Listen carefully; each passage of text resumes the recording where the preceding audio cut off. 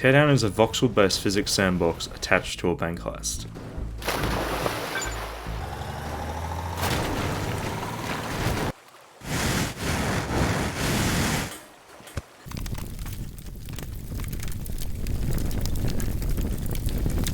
Yeah, that's how I'll describe it. It's the product of Tuxedo Labs' Dennis Gustafsson. I hope I haven't pronounced it wrong. I probably have. I have a speech impediment, don't at me.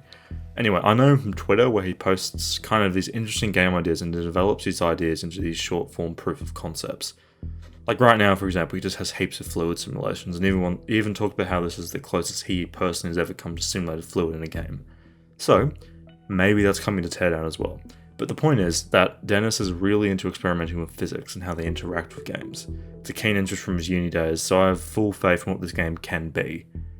Which is important because it is early access, which when I made this channel was going to be the one thing I wouldn't touch, just because of how turbulent early access games can be.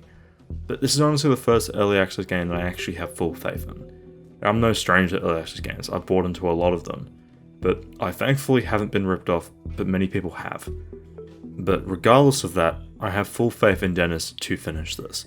And the reason why really just comes to the end of the fact that he actually has an interest in the game and the technology. And he appears to be really supportive of mods, which that alone makes me trust him. Plus the game is a technical marvel, it looks great and does some really unique stuff. Because honestly, that's what a lot of my interest in Teardown is. Teardown is easily one of the best looking games I have played. And to be fair, you're probably looking at the screen and saying, what? How? Have you only played Minecraft and Terraria? And the answer is, the game isn't photorealistic, and if it was, the game would not be what the game is. The game only works because of its voxel nature. Every pixel is simulated has weight. It can be picked up and thrown, but most importantly, it can be destroyed and ripped apart. And this simply would not work if the game was not voxel based. But the real reason why this random voxel game is one of the best looking games I have played is not its art style, despite how gorgeous it can be, or how detailed some of the world props are. It's the physics. It's the what I can only imagine is endless lines of code that dictate how these voxels interact with each other and the player. And yeah, I know what you're thinking. That's not necessarily graphics. And I disagree. It's something that the player can see. It's a graphical thing. It's also a rendering and mathematical thing, sure, but it's all graphical at the end of the day. For most games, the discussion of physics starts and ends at whether or not an object is affected by the player running into it or picking it up. Half-Life 2 is still effectively one of the greatest examples of physical interactions between the player and the environment. And Half-Life 2 came out in 2004, so it is hardly recent at all. And I'm very confident in saying that Teardown is the benchmark for this coming generation of games in terms of physics. It is the most impressive example of physics in any game I've ever played. Maybe there's another game that offers this level of interactivity, but it isn't one I've played. So, if there is, feel free to tell me about it in the comments, because I do actually want to know. But regardless, Teardown does two things very differently from most games. I'm going to break this up into two categories, weight and fluid. Let's talk about weight first. Weight is weight. We all know that stuff is heavy, some is light, some are in the middle. But what's interesting about Teardown is that this is a game where weight actually matters. It's unlike Half-Life 2 where every crate you pick up has the same weight regardless of material or size. Teardown is a game where you have to drag these big metal safes around, and they feel heavy, but they also react to the world. Heavy objects can sometimes just break through the floor. I couldn't drive this vehicle on this wooden pier because it would start to snap. And that's something that has always had to be like scripted in other games. It was always this big one-off set piece. But then Dennis came along and said, nah, fuck that, it's part of the engine now, and of the core guiding philosophy behind the game. Blowing up a bridge is not this sequence where you have to hit E on these pre-designated points, while your grizzled up sergeant yells at you that you're not doing this fast enough. In Teardown, it's entirely up to you what you do. You don't even have to place explosives, you could drive a car through it, you could use a shotgun. It doesn't matter, the choice is yours. Weight being a factor in gameplay just alone makes Teardown worth playing. It already makes it unique, and when you think about how this game is practically simulating every property of material, it opens up so many different pathways to completing an objective, or hell, even fucking up an objective, which is great. I've never had to think about whether or not I can drag a crate across the floor, because floors don't break in games. That's not a thing that happens. But in Teardown, it does happen. And when this stuff goes wrong, it looks good. It is so satisfying to fail in Teardown because it's not every day that you get to see a wooden floor collapse under the weight of a truck or a really big crate. It is so realistic and so fine-tuned to match what we as humans expect out of a material. The Last of Us 2 might have these extremely realistic human faces and these beautifully rendered expressions, but it doesn't follow the physics of our world, which is normally what people are more closely tuned to. Plus, we probably won't be able to have one-to-one human faces in games for a long time. But Dennis has shown that we can have actual representation of physics in our games. And that brings me to the best thing that Teardown does. This other physical thing that I alluded to earlier. Fluids. And well, what I'm talking about is not technically fluid to us. But to a computer, it's kind of handled in a very similar way, at least in simulations. But what I am actually talking about is not the water at lines nearly every level in Teardown or the water in that pond. I'm actually talking about smoke, those wispy tendrils of carbon that threaten the Earth's atmosphere on a day-to-day basis. Because, to be honest, it's probably the best thing about Teardown from a graphical point of view. Because, well, it's just really cool to watch a house fill up with smoke because of a fire that you lit downstairs. It's something that you can't really see in real life unless you wanted to commit arson, but in this sandbox, you can do it. And then you can play around with fire and smoke and see how these interact with different environments. I spent probably a good hour or two just setting stuff on fire and seeing how it spreads. Which, I know on paper makes me sound criminally insane, but it looks cool, I assure you. Another thing that really surprised me, but at this point probably shouldn't, is how the smoke is interactive to a degree. If you wave an object through the smoke, the object will move the smoke out of the way. It's really impressive just to be able to wave a bit of wood through smoke and it warps around it as if creating air movement. But what this means at large in a gameplay sense is that if you have a house on fire, you could just open up the roof and all the smoke will plummet out of the freshly made hole. Smoke will just fill up a room because it always floats up, because it's realistic. It even chokes the fire because of the lack of oxygen. It's really well done. It looks great, the fire looks great. It doesn't always look connected to what is actually on fire, but the thing is, it's such a modular and dynamic system, it's bound to have some inconsistencies here and there, for which, honestly, I forgive it. The game does not have a massive budget. It's the definition of indie, and yet they've done something very unique and very interesting. And this train kind of just keeps on rolling. This game is also really impressive from a lighting standpoint. This game is Raytraced, not the RTX flavor, but instead software Raytracing, which traditionally runs like shit and often has lesser results, but I don't know how, but Dennis managed to get it running. A fully fledged Raytracing lighting system that runs pretty well and looks really good. I don't think it has any form of like global illumination, which for the uninitiated means that in terms of games graphics, that inside buildings the level of light is determined by the light that bounces in and radiates off of nearby terrain or objects. I don't think Teardown has that. It very well might.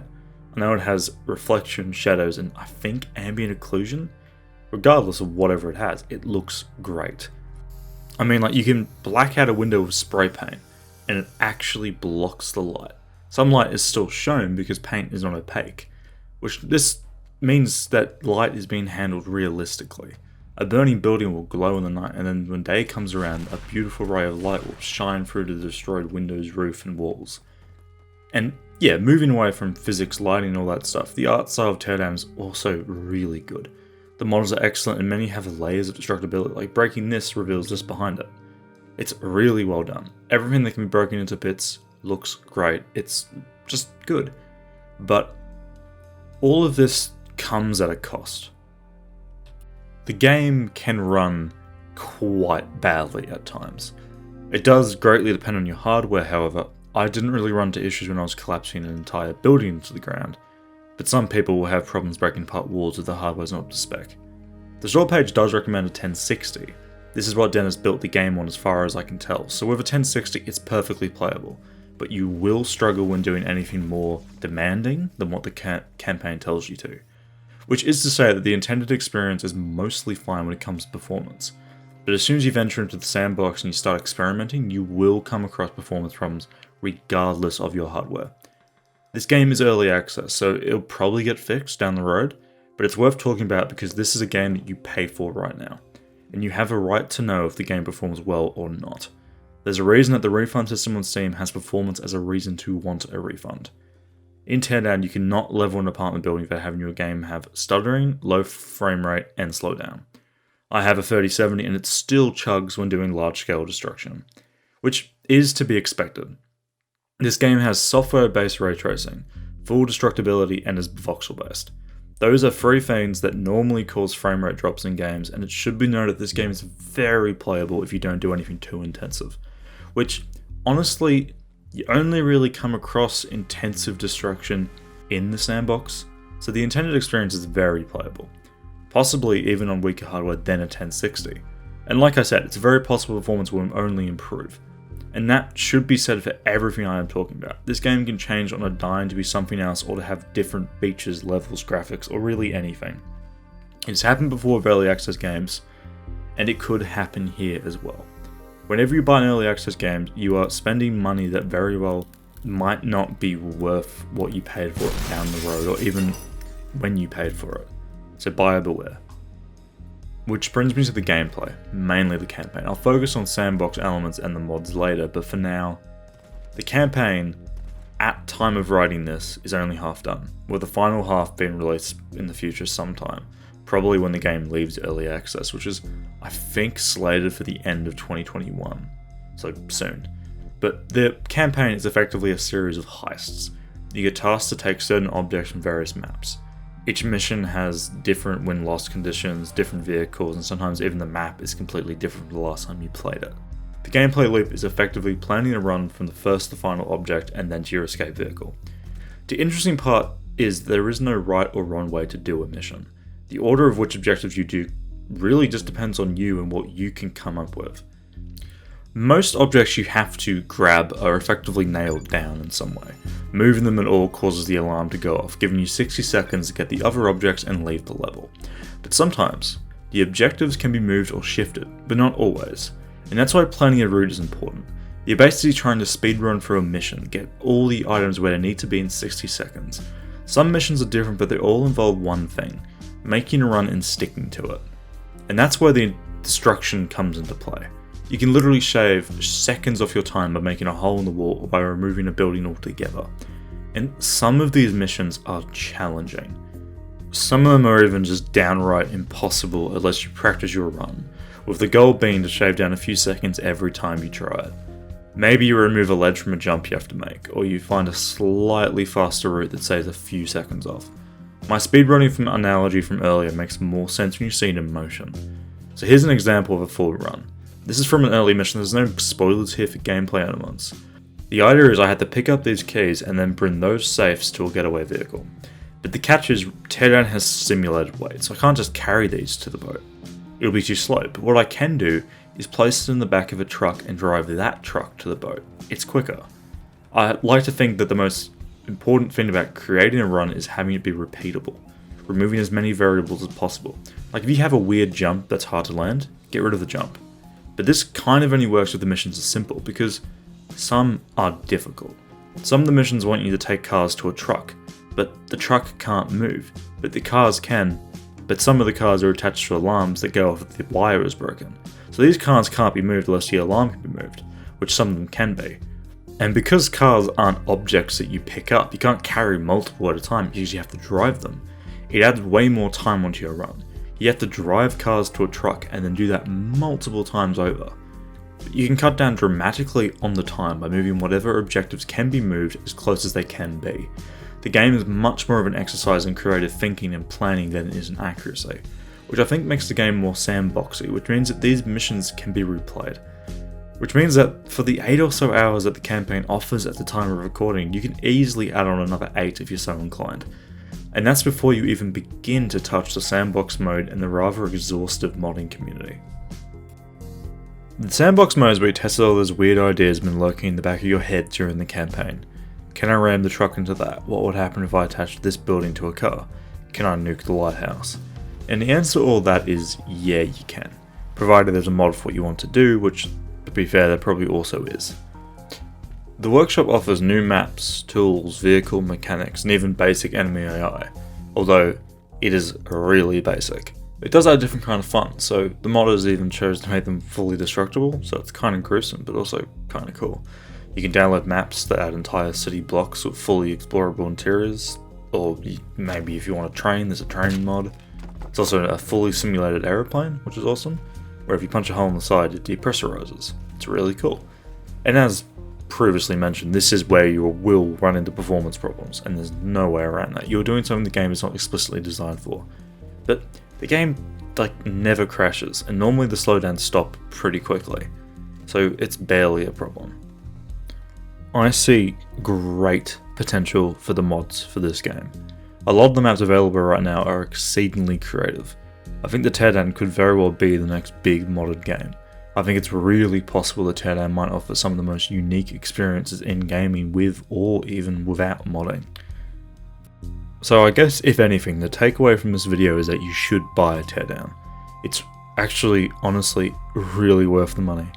It's the most fun I've had in the game in a long time.